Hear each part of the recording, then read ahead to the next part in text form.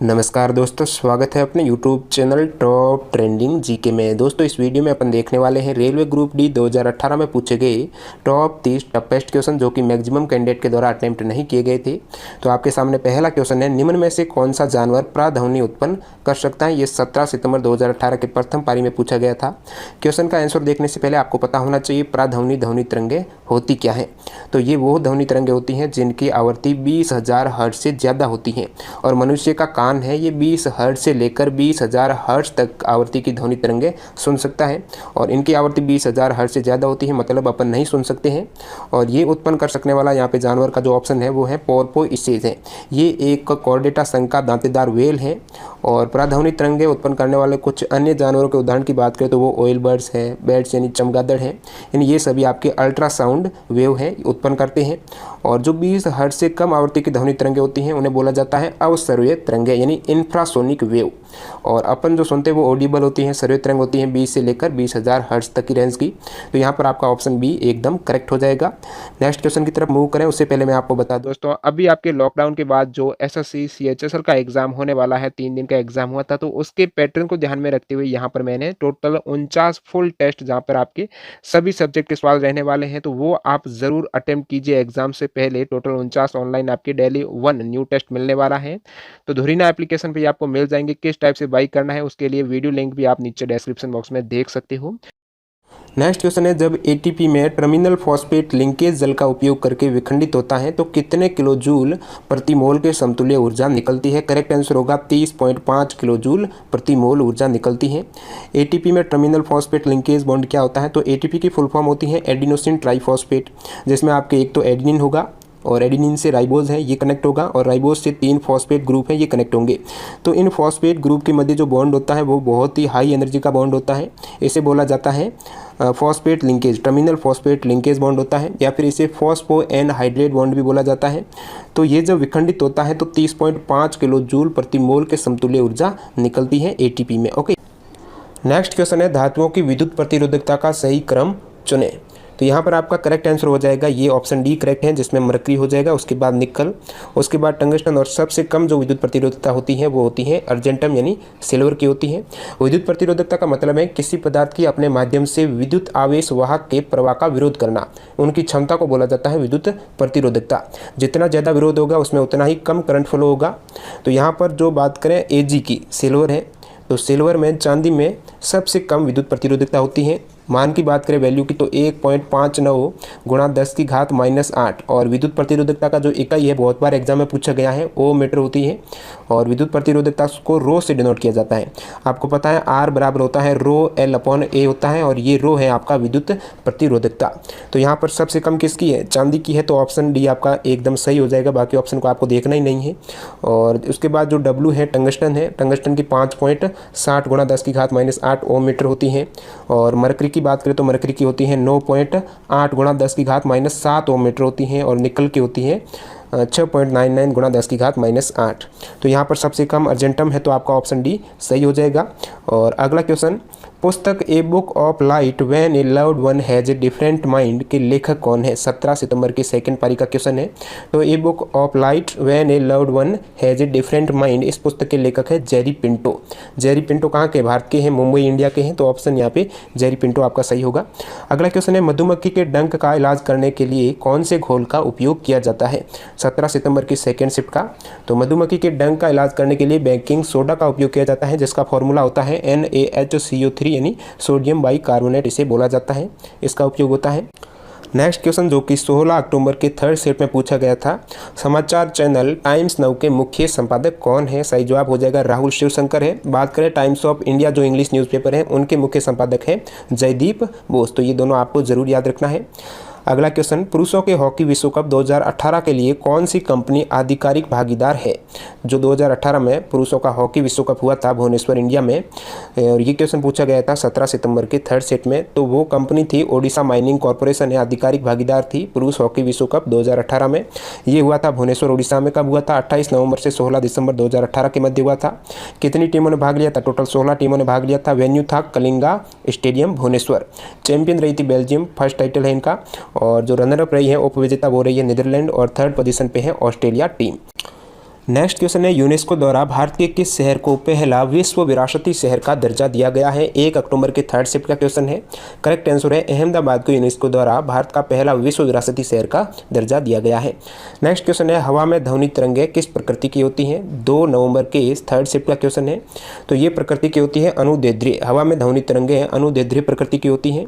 मैं आपको बता दूं, द्रव, गैस और जो प्लाज्मा अवस्था है उसमें ध्वनि केवल अनुदैर्ध्य प्रकृति के रूप में चलती है, और जबकि ठोसों की बात करें तो ठोसों में ये अनुप्रस्थ तरंग के रूप में भी संचरण कर सकती हैं। तो यहाँ पर अनुदैर्ध्य और अनुप्रस्थ तरंग का क्या मतलब है? अनुदैर्ध्य का मतलब है जब ध्वनि तरंगें हवा में या फिर किसी भी माध्यम में चलती हैं, तो यदि माध्यम के कण ध्वनि तरंग की दिशा में गमन करते हैं तब वो होगी आपकी अनुदैर्ध्य तरंग, और यदि माध्यम के कण ध्वनि तरंग की दिशा के लंबवत गमन करते हैं, लंबवत मोशन यानी गति करते हैं, तो वो आपके अनुप्रस्थ तरंग कहलाएगी। नेक्स्ट क्वेश्चन है, पीसीए की फुल फॉर्म क्या है? पीसीए जो कि बैंकों की वित्तीय स्थिति को उपयुक्त बनाए रखने के लिए पर्यवेक्षी उपकरण है, और ये 2 नवंबर के शिफ्ट 3 का क्वेश्चन है। इसकी फुल फॉर्म है prompt corrective action. Next question, Rajya Sabha के सदस्य प्रफुल्ल मनोहर भाई पटेल किस पार्टी से संबंधित हैं? 5 नवंबर की शिफ्ट फर्स्ट का क्वेश्चन। पार्टी है एनसीपी, नेशनलिस्ट कांग्रेस पार्टी, और प्रफुल्ल मनोहर भाई पटेल है राज्यसभा, महाराष्ट्र राज्यसभा में एमपी है, और पार्टी का नाम है एनसीपी।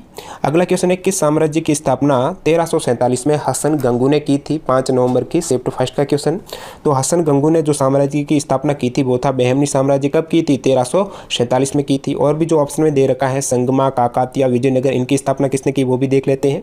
तो संगमा साम्राज्य की स्थापना की थी हरिहर और बुक्का ने अपने पिता संगम के नाम पर। संगम वंश जो कि ये काल रहा इसका 1336 से 1485 की स्थापना की थी। और काकतीय की बात करें तो काकतीय वंश है, इसका संस्थापक था बीटा प्रथम। काफ़ी बार एग्जाम में पूछा हुआ क्वेश्चन है। और विजयनगर साम्राज्य की स्थापना किसने की थी का मोस्ट इंपोर्टेंट क्वेश्चन है, बहुत बार रिपीट होता है। विजयनगर साम्राज्य की स्थापना की थी हरिहर और बुक्का राय नामक 2 भाइयों ने की थी। और दोस्तों, पुर्तगाली विजयनगर जो साम्राज्य है उसको विसनागा राज्य के नाम से भी जानते थे। नेक्स्ट क्वेश्चन है, किसने सुझाव दिया था कि जीवन सरल अकार्बनिक अणुओं से बना हुआ है? 5 नवंबर की प्रथम पारी का क्वेश्चन। तो ये सुझाव दिया था हाल्डेन ने। इन्होंने बताया कि जीवन सरल अकार्बनिक यानी अजैवी अणुओं से बना हुआ है। अगला क्वेश्चन है, अप्रैल 2017 में लास वेगास में आयोजित यूएस ओपन कराटे चैंपियनशिप में भारत ने कितने पदक जीते थे? 17 सितंबर 2018 की प्रथम पारी का क्वेश्चन है। तो अप्रैल 2017 में लास वेगास में जो यूएस ओपन कराटे चैंपियनशिप आयोजित हुई थी उसमें भारत ने टोटल 16 पदक जीते थे। बात करें वर्ल्ड कराटे चैंपियनशिप 2018 कहाँ पर आयोजित हुई थी? तो ये हुई थी स्पेन में। नेक्स्ट क्वेश्चन है, किस देश में आईसीसी 2018 का वार्षिक सम्मेलन आयोजित किया गया था? और ये है 16 नवंबर के शिफ्ट 3 का क्वेश्चन। तो आईसीसी 2018 का जो वार्षिक सम्मेलन आयोजित हुआ था ये आयरलैंड में हुआ था। और आयरलैंड की राजधानी के बारे में बात करें तो आयरलैंड की राजधानी है डबलिन। क्या है दोस्तों? डबलिन है। अगला क्वेश्चन, भारतीय दंड संहिता 1860 में ये किसके शासन में तैयार की गई थी? तो भारतीय दंड संहिता लॉर्ड मैकाले के शासन में तैयार की गई थी। इंग्लिश में बोला जाता है आईपीसी, इंडियन पीनल कोड। काफ़ी बार इसकी फुल फॉर्म पूछी गई है। आईपीसी जो धारा होती है इंडियन पेनल कोड, जिसके तहत कोई भी आपको सज़ा वगैरह सुनाई जाती है। और ये लॉर्ड मैकाले के शासन में तैयार की गई थी भारतीय दंड संहिता 1860 में। और ये 4 दिसंबर के शिफ्ट 3 में पूछा हुआ क्वेश्चन है। नेक्स्ट क्वेश्चन है, एक बैक्टीरिया अत्यधिक गर्मी, शुष्कता और विषैली रासायनिक वस्तुओं को सहने की क्षमता रखता है। इससे यह पता चलता है कि वह संभवतः क्या बना सकता है? तो ये एंडोस्पोर्स बना सकता है। एंडोस्पोर्स एक अवस्था होती है जिसमें यदि बैक्टीरिया के अनुकूल परिस्थितियां नहीं है, यानी वहाँ पे पोषक तत्वों की कमी है, जल या आहार का अभाव है, तो उस स्थिति में बैक्टीरिया एंडोस्पोर्स अवस्था धारण कर लेता है और बैक्टीरिया 10,000 वर्षों से अधिक आयु तक जीवित रह सकता है। और जैसे यहाँ पर अनुकूल हो जाएगी परिस्थितियाँ तो उसके बाद वो सक्रिय हो जाएगा दोबारा। तो ये अवस्था होती है एंडोस्पोर्स अवस्था। अगला क्वेश्चन है, विश्व शहर शिखर सम्मेलन 2018 किस देश में आयोजित किया गया था? तो वर्ल्ड सिटी जो समिट है ये हुआ था आपके सिंगापुर में 8 से 12 जुलाई 2018 के मध्य हुआ था। और इसका जो विषय यानी थीम थी वो थी वास योग्य और टिकाऊ शहर, नवाचार एवं सहयोग के माध्यम से भविष्य को अपनाना। और जो नेक्स्ट 7वें विश्व शहर शिखर सम्मेलन का आयोजन होगा 2020 में, कहाँ पर होगा? ये भी आपके सिंगापुर में होगा। अगला क्वेश्चन है, भारत ने एक अन्य देश में विश्व का सबसे बड़ा वीजा केंद्र खोलने की महत्वपूर्ण भूमिका निभाई है, उस देश का नाम बताइए। 3 दिसंबर के शिफ्ट 3 का क्वेश्चन है, वेरी वेरी इंपॉर्टेंट क्वेश्चन है।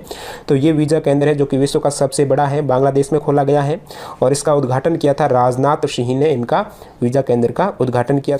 अगला क्वेश्चन है, निम्न में से कौन सा क्षेत्र टोडा जनजाति का मूल निवास स्थान है? तो टोडा जनजाति का जो मूल निवास स्थान है वो है नीलगिरी पहाड़ियाँ। क्या है दोस्तों? नीलगिरी पहाड़ी। और ये नीलगिरी पहाड़ियाँ हैं, ये कहाँ पर अवस्थित है? तो ये तमिलनाडु, केरल और कर्नाटक राज्य में फैली हुई हैं। और एक क्वेश्चन और आया था डी ग्रुप में कि नीलगिरी पहाड़ी का सबसे जो सर्वोच्च शिखर है उसका नाम बताइए। तो उसका नाम है दोस्तों डोडा बेटा। क्या नाम है? डोडा बेटा नाम है, जिसकी ऊंचाई है 2737 मीटर है, जो कि नीलगिरी का सबसे सर्वोच्च शिखर है डोडा बेटा। बात करें कुमाऊं पहाड़ियाँ की, तो कुमाऊं पहाड़ियाँ हैं उत्तराखंड में, गढ़वाल पहाड़ियाँ भी उत्तराखंड में है। खासी पहाड़ियाँ कहाँ पर है? खासी है शिलांग मेघालय में। और जो खासी पर्वतीय क्षेत्र है उसको पूर्व का स्कॉटलैंड भी बोला जाता है। खासी पर्वतीय क्षेत्र को पूर्व का स्कॉटलैंड बोला जाता है। अगला क्वेश्चन है मालगुडी नामक काल्पनिक गांव व उसके आसपास के क्षेत्र पर आधारित कहानियां लिखने के लिए सुप्रसिद्ध भारतीय लेखक कौन है? 3 दिसंबर के थर्ड शिफ्ट में पूछा गया था। तो ये है आर के नारायण। और आर के नारायण जो कि इनका जन्म हुआ था मद्रास में और 2001 में इनका स्वर्गवास हुआ था। और ये एक इंग्लिश ऑथर है आर के नारायण। नेक्स्ट क्वेश्चन है खेलो इंडिया योजना के तहत प्रतिभाशाली खिलाड़ियों को भारत सरकार द्वारा कितनी वित्तीय सहायता दी जाती है? तो जो खेलो इंडिया ये गेम्स हैं, खेलो इंडिया स्कूल गेम्स या फिर खेलो इंडिया यूथ गेम्स बोला जाता है, ये होता है दोस्तों प्रतिवर्ष इसका आयोजन होता है। अंडर 17 जो स्कूल कैंडिडेट है उनके लिए और अंडर 21 जो कॉलेज कैंडिडेट है उनके लिए ये खेल प्रतियोगिता होती है। और इसके तहत दोस्तों प्रतिवर्ष बेस्ट 1000 खिलाड़ियों को, प्रतिवर्ष बेस्ट 1000 खिलाड़ियों को 5 लाख की वार्षिक स्कॉलरशिप दी जाती है। कितने वर्षों के लिए? तो ये प्रतिवर्ष 8 वर्षों तक दी जाएगी, 5 लाख की स्कॉलरशिप दी जाएगी। और यहाँ पर तो 5 लाख आपका करेक्ट हो जाएगा। और यहाँ पर एक और इससे संबंधित क्वेश्चन बनता है, नरेंद्र मोदी ने 27 फरवरी 2019 को खेलो इंडिया ऐप को लॉन्च किया था विज्ञान भवन दिल्ली में। इसको प्रमोट करने के लिए स्पोर्ट और फिटनेस, क्वेश्चन कैसे आएगा? स्पोर्ट्स और फिटनेस को प्रमोट करने के लिए हाल ही में कौन से एप्लीकेशन को लॉन्च किया गया है? तो वो है खेलो इंडिया एप्लीकेशन, नरेंद्र मोदी के द्वारा 27 फरवरी 2019 को लॉन्च किया गया है। नेक्स्ट क्वेश्चन है निम्न में से कौन सा पौधा थैलोफाइटा समूह से संबंधित नहीं है? 3 दिसंबर की सेकंड पारी में आया था। तो यहाँ पर हो जाएगा मार्सिलिया। मार्सिलिया पौधा ये थैलोफाइटा समूह का नहीं है। तो कौन से समूह का है? तो ये है टेरिडोफाइटा समूह का है। यहाँ पर ये टेरिडोफाइटा थैलोफाइटा क्या है दोस्तों मैं आपको बता दूं। रॉबर्ट वी टेकर ने जीवों का जो वर्गीकरण किया था, जिसमें जीवों को 5 जगत में बांटा था रॉबर्ट वी टेकर ने। पहला था मोनेरा, उसके बाद प्रोटिस्टा, फंजाई, प्लांटी और एनिमिलिया। जो 5 जगत है इसमें एक था प्लांटी जिसमें पेड़ वगैरह आते हैं। और फिर पेड़ों को जो प्लांटी जगत है उसको 5 वर्गों में बांटा है, थैलोफाइटा, ब्रायोफाइटा, टेरिडोफाइटा, एंजियोस्पर्म और जिम्नोस्पर्म। और यहाँ पर जो पूछा गया है वो थैलोफाइटा के बारे में पूछा गया है। थैलोफाइटा जो समूह है इसमें विभेदन नहीं होता, जैसे कि पेड़ पौधे जड़ तने पत्तियों में विभेदित होता है। थैलोफाइटा समूह के जो पौधे होंगे, पेड़ होंगे, वो विभेदित नहीं होंगे। तो कौन सा यहाँ पे संबंधित नहीं है? तो मार्सिलिया है टेरिडोफाइटा, जिसमें पेड़ पौधे होते हैं वो जड़ तने पत्तियों में विभेदित होते हैं। तो मार्सिलिया होता है, इसलिए टेरिडोफाइटा समूह में आ जाता है। और बाकी जो कैलेडोफोरा है, कारा है और ये थुलोथरिक्स है, ये तीनों ही थैलोफाइटा समूह से संबंधित है। एक और एग्जांपल है थैलोफाइटा का स्पाइरोगोरा, जो काफ़ी बार एग्जाम से पूछा जाता है। तो ये भी थैलोफाइटा का है। और ब्रायोफाइटा के एग्जाम्पल की बात करें तो वो हो जाते हैं मोश है, मार्केंसिया, फ्यूनेरिया, ये ब्रायोफाइटा के हैं। और बाकी जो टेरिडोफाइटा का ये है आपकी मार्सिलिया है और फ्रन है, हास्टेल, ये टेरिडोफाइटा के हैं। तो ये सभी काफ़ी इंपॉर्टेंट हो जाते हैं। नेक्स्ट क्वेश्चन है बुकर पुरस्कार विजेता उस पुस्तक के नाम की पहचान करें जो 2 भाइयों की कहानी बताती हैं और साथ ही साथ इस बात का वर्णन करती हैं कि लोगों के जीवन व व्यवहार में छोटी छोटी चीज़ें कितना बड़ा अंतर पैदा कर सकती हैं। 3 दिसंबर की सेकेंड शिफ्ट का क्वेश्चन है। तो ये पुस्तक है दोस्तों गॉड ऑफ स्मॉल थिंग्स। इनके ऑथर का नाम है दोस्तों अरुंधति रॉय, जो कि इंडियन ऑथर है, इंग्लिश ऑथर। और इनकी ये डेब्यू नॉवेल था, गॉड ऑफ स्मॉल थिंग्स है, अरुंधति राय का डेब्यू नॉवेल था। और इस पुस्तक को 1997 में बुकर प्राइज़ मिला है। 1997 में गॉड ऑफ स्मॉल थिंग्स यहाँ पे लिखा गया बुकर पुरस्कार विजेता। तो ये पुस्तक है God of small things. Next question है टैकीग्लोसस। टैकीग्लोसस है ये किसके बीच की एक योजक कड़ी है? तो दोस्तों ये है सरीसृपों और स्तनधारियों के बीच की योजक कड़ी है जिसका नाम है टैकीग्लोसस। यदि क्वेश्चन आ जाए, बहुत बार आ चुका है कि सरीसृपों और पक्षियों के बीच की योजक कड़ी का नाम बताइए। ये तो स्तनधारी और सरीसृपों के बीच की है टैकीग्लोसस, जिसे एकिडना भी बोला जाता है। और सरीसृपों और पक्षियों के बीच की जो योजक कड़ी है उसका नाम है आर्कियोपटेरिक्स। क्या नाम है? आर्कियोपटेरिस। आर्कियोपटेरिस है सरीसृपों और पक्षियों के बीच की योजक कड़ी। हिंदी में आद्य पक्षी बोला जाता है आर्कियोपटेरिस को।